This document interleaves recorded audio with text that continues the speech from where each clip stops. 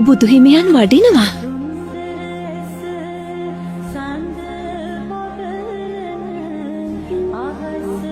ඔබතුමා දැන් කුමත කරන්නට යන්නේ?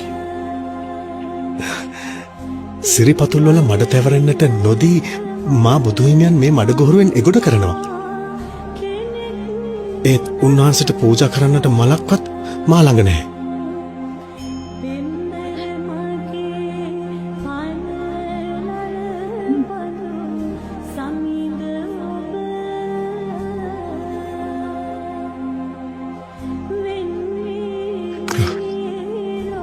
ස්වාමීනි, වඩිනු මැනවි.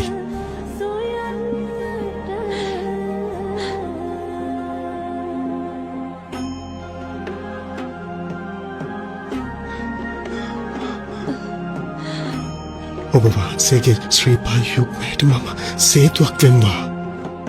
මතු ලොවුතුරා පුතුව සියලු සත්වයන් සංසාර සාගරයෙන් ගොඩලන්නටද සේතුවක් වෙම්වා.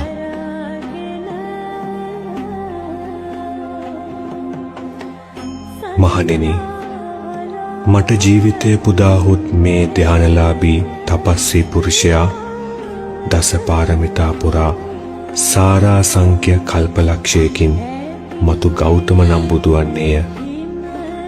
යශෝදරා නම් කුමරිය අගමෙහෙසොන් වෙයි. රාහුල නම් කුමරා පුතු වෙයි.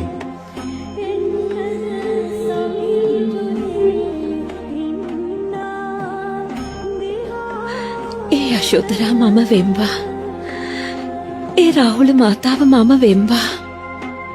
පාරමිතා පූර්ණයට අනුබල දෙමින් බුද්ධත්වයේ දක්වා ආත්මයක් පාසා සංසාරය වෙත යන්නට විවරණ ලබම්වා.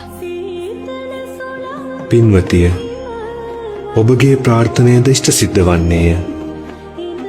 තවුසානෙනි, මැය ඔබට සමසිත් ඇති මනා දැකුම් ඇති පිය තෙපුල් බණන ප්‍රිය භාර්යාවක වන්නේය.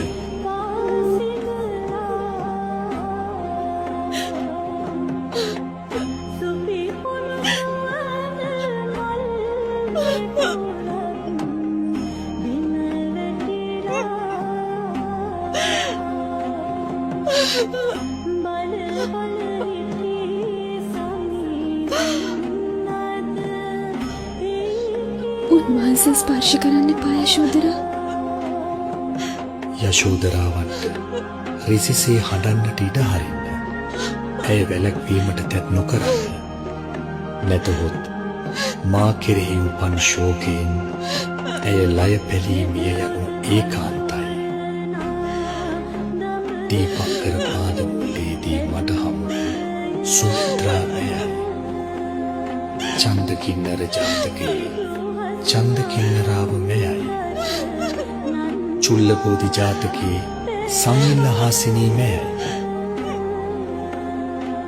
ආදිත්‍ය ජාතකයේ සමුද්‍ර විජයා දේවී මෙයයි. චුල්ලසුත සෝම ජාතකයේ චන්ද්‍රා දේවී මෙයයි. උම්මග්ග ජාතකයේ අමරා දේවී මෙයයි. වෙස්සන්තර ජාතකයේ මත්‍රි දේවී මෙයයි.